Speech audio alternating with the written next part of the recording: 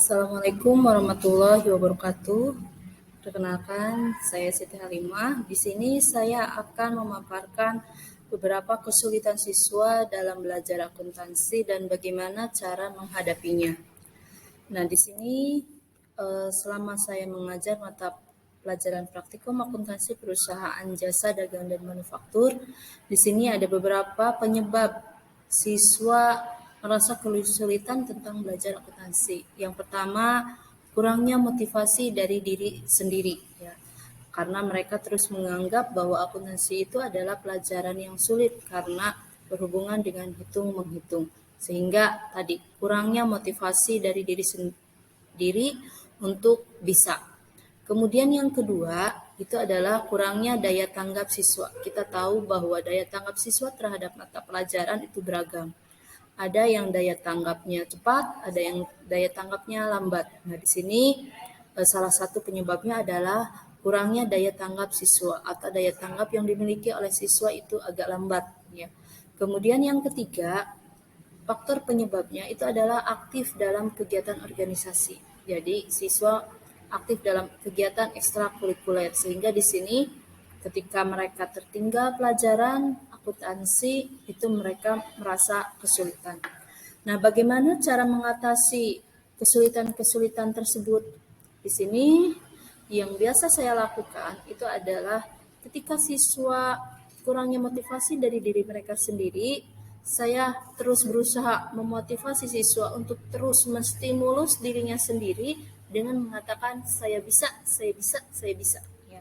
Sehingga dengan pemberian stimulus terus-menerus dengan saya bisa mengerjakan akuntansi, insya Allah lambat laun juga mereka akan mulai terbiasa dengan pelajaran akuntansi dan mulai merasa nyaman dan senang.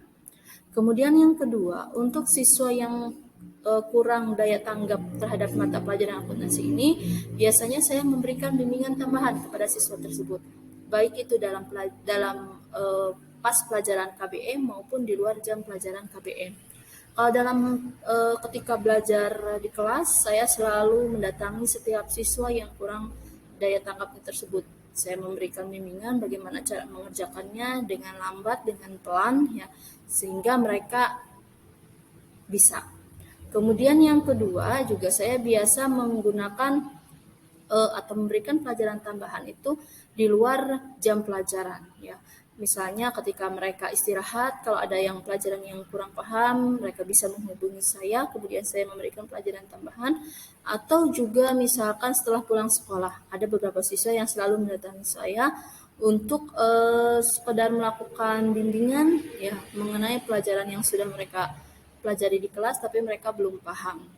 Kemudian untuk siswa yang kurang daya tanggap juga saya mengadakan praktek tutor sebaya. Jadi ada kalanya siswa yang mereka memang bisa paham dengan penjelasan dari teman sendiri, ya. Saya tidak memungkiri hal itu. Ada beberapa siswa yang ketika saya misalnya menerangkan di kelas mereka kurang paham, ya. Karena memang mereka butuh waktu untuk mencerna pelajaran tersebut. Jadi dengan adanya praktek tutor sebaya, ya, misalnya mereka belajar dengan temannya yang sudah paham, itu juga bisa membantu mereka untuk bisa lebih mahir lagi, lebih bisa lagi dalam hal pelajaran akuntansi. Kemudian untuk anak-anak yang aktif dalam kegiatan organisasi, aktif di ekstrakurikuler, aktif kemudian di kegiatan kepramukaan, di OSIS, ya, saya tidak memungkiri atau tidak melarang mereka untuk aktif dalam kegiatan tersebut. Tapi saya selalu memberi saran kepada mereka untuk bisa membagi waktu, mana hal yang prioritas, mana hal yang tidak. Ketika ada kegiatan organisasi yang memang memerlukan kehadiran mereka yang urgent, yang penting, saya persilahkan mereka, ya. Tapi kalau misalnya kegiatan organisasi tersebut tidak dihadiri oleh mereka dan kebetulan misalnya ada mata pelajaran akuntansi, ya, saya berusaha memberikan saran kepada mereka untuk supaya ikut kegiatan di KBM, ya. Sehingga itu tadi untuk siswa-siswa yang aktif di kegiatan organisasi tadi harus bisa membedakan, ya, harus bisa membagi waktu antara kegiatan organisasi dengan kegiatan belajar akademik di kelas. Demikian yang bisa saya sampaikan tentang kesulitan belajar siswa dan cara mengatasinya. Terima kasih atas perhatiannya. Assalamualaikum warahmatullahi wabarakatuh.